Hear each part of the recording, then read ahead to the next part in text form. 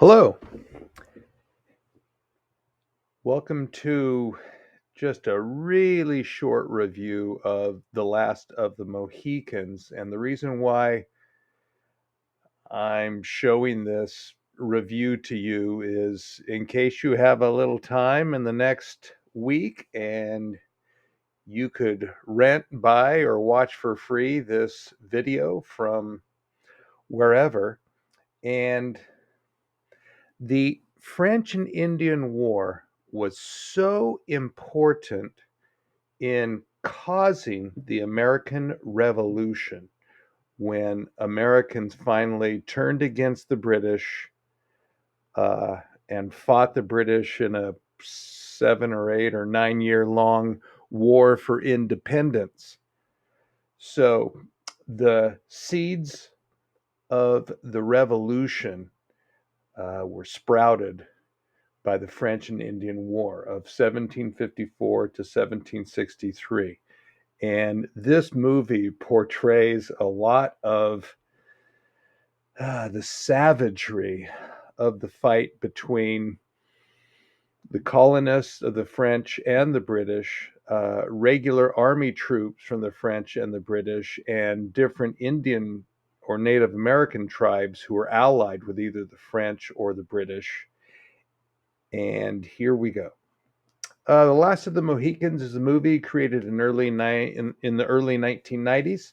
Other earlier versions were made a long time ago, but they are junk compared to the 1992 version. The movie mostly takes place in the wilderness area between the northern American colonies and the French settlements along the St. Lawrence River in Canada. This exceptional movie depicts the savagery between the sides in this war for colonial dominance between the British and French governments and militaries. Now, the two sides were the British national soldiers, colonial militiamen from the 13 colonies, and some Native American tribes. Um, the British national soldiers, you'll see them in uniforms with red coats, versus the French national soldiers. Many of those soldiers are in gray coats with blue trim. Also, colonial militiamen from French controlled Canada. Most of them came from the fortress cities of Quebec and Montreal. And they likewise had some Native American tribes allied with them. And in the middle of all this, there's Native American tribes who don't get along with each other and hate each other because they compete for the land between the two empires.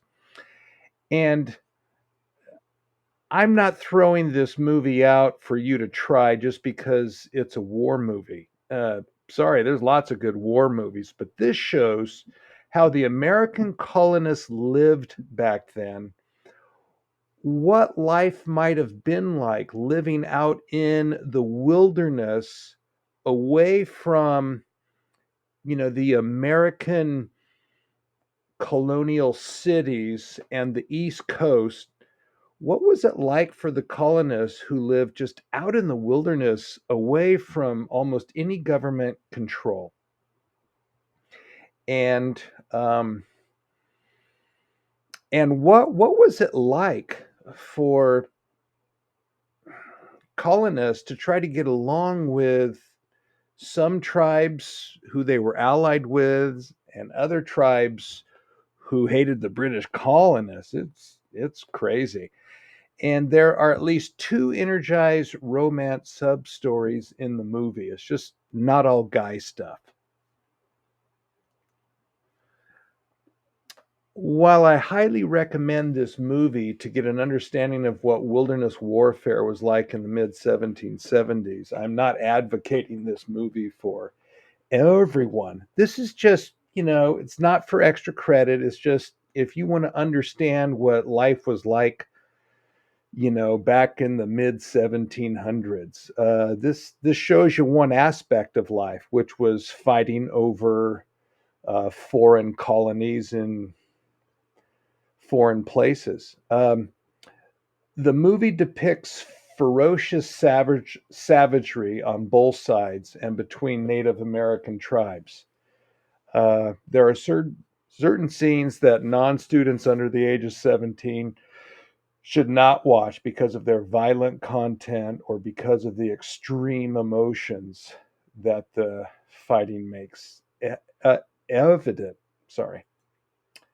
So the French and Indian War really was part of a much larger war throughout some other parts of the world. In the rest of the world, the war was called the 7 Years' War, and that was a fight uh, in a lot of the colonies between the French colonies and the British colonies in Africa and Asia and the Middle East. And so the American portion of the 7 Years' War, the British colonists called it the French and Indian War because that's who the British colonists and the British redcoat soldiers fought. Okay. Now, this map shows kind of like with the light brown is where the French controlled, but there were very few French colonists. So, they had a few fort cities in Quebec and Montreal, but the actual number of French colonists away from the St. Lawrence River, it wasn't very many. Maybe the French had 1/10 or 1/20th of the colonists uh, that the British had in the 13 colonies. Now, the lighter color that's more, I don't know, like light, I, I don't even know what color that is, but Maine, Massachusetts, Connecticut, New York, Pennsylvania, that's where the British colonists lived. And most of the fighting was going to take place uh, outside of the British colonies and towards the French side. Now, the story here is going to take place mostly around Fort William Henry. So back then, the British had huge frontier forts. And the French said, if we're going to defeat the British and keep our Canadian colonies in the New World, we have to try to take over their forts. So the French put together an army of French national soldiers along with French colonists and some Native Americans.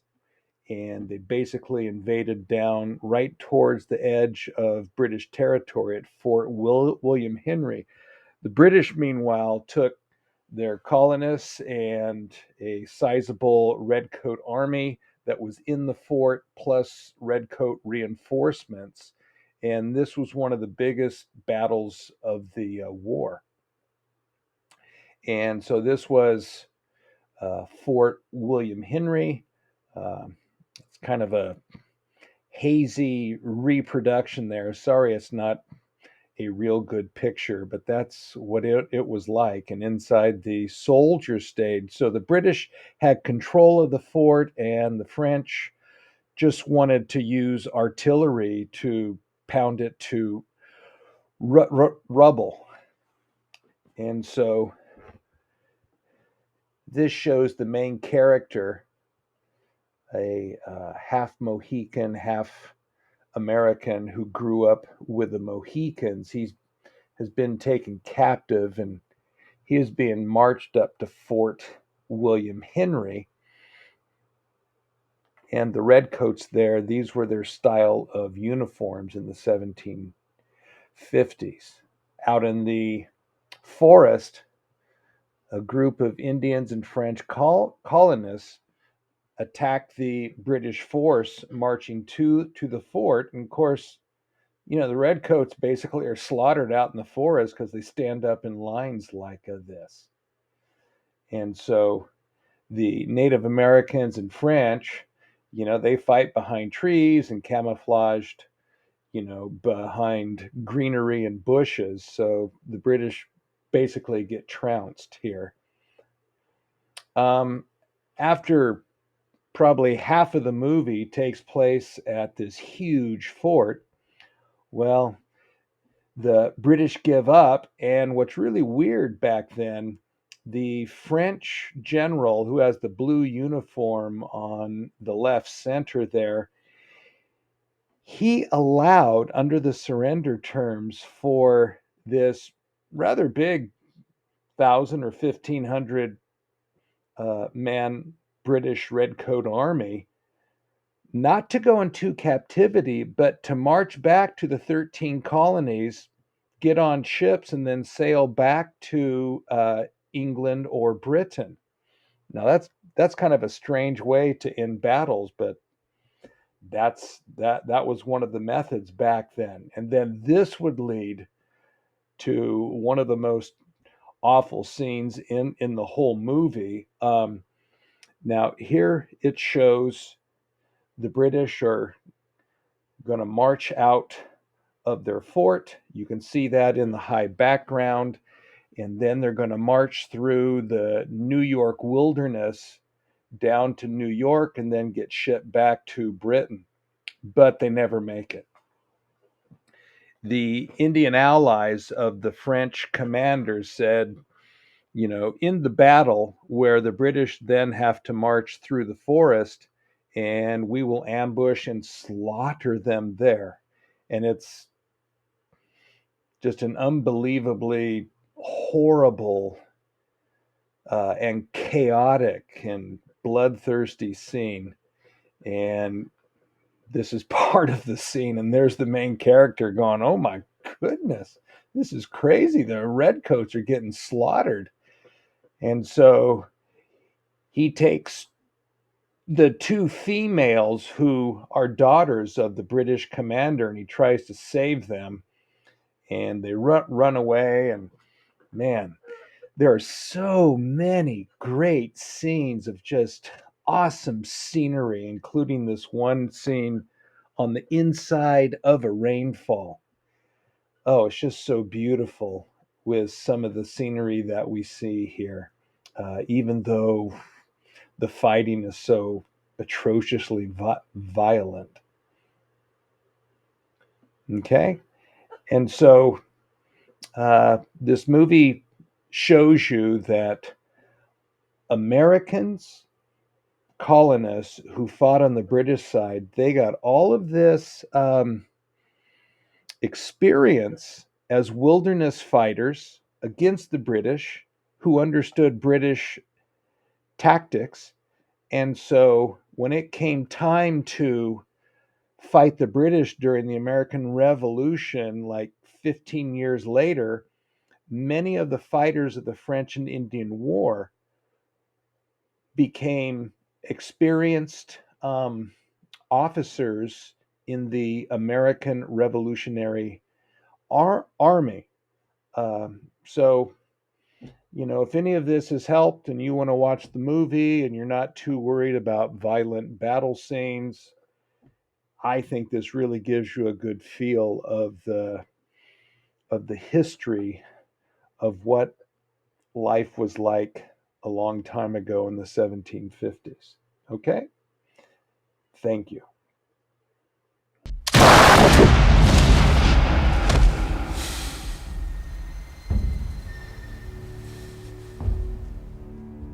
My father warned me about people like you.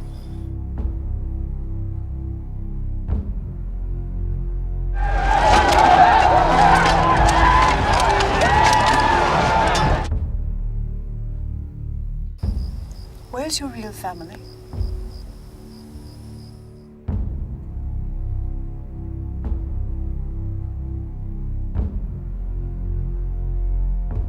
One has to reason with these colonials to get them to do anything. I thought British policy is make the world England.